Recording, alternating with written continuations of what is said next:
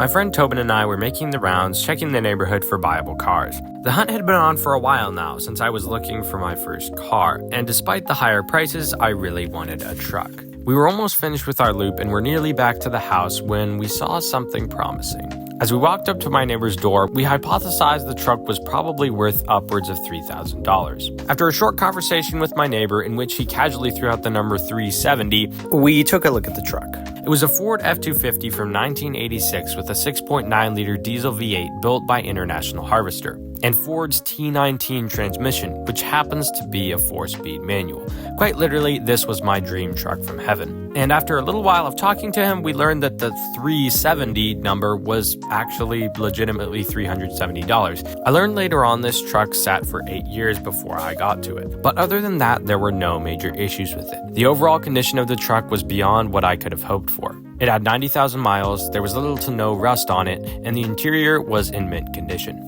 Now, I ended up buying this truck a full year after that first conversation with my neighbor, since his friend was allegedly going to buy it and use it on his farm.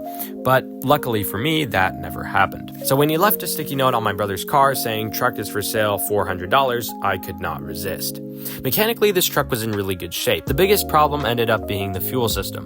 But after replacing the fuel injectors, fuel return lines, and lift pump, which I replaced with the Facet electronic pump, and siphoning the nearly decade-old diesel in the tanks, this truck was running very good. I also deleted the fuel water separator because I was getting a lot of air intrusion into the fuel system, which made the truck run pretty rough at times. After that, there are a few other minor things that I did to make this truck roadworthy.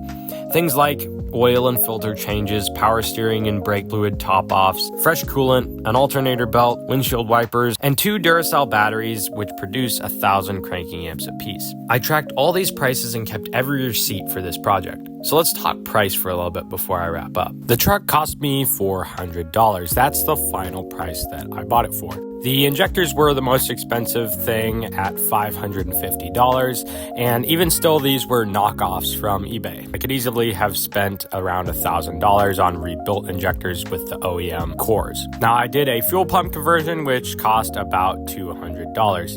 I put a Facet Duralift pump in. Oil and filters cost around $150. I had to buy an alternator belt because there just wasn't a belt there. I assume it just broke off at some point.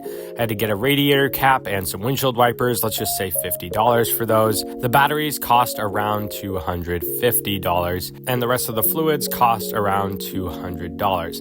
And let's just throw another $200 in for miscellaneous charges. Now, using my excellent math skills, this all adds up to exactly $2,000. And that's pretty much all I've put into the truck at this point. I did put an audio system in as well, but I don't really count that in this category. This truck was an absolute steal for $2,000. I mean, seriously, $2,000 is an insanely good price for a running, driving truck like this that I honestly daily.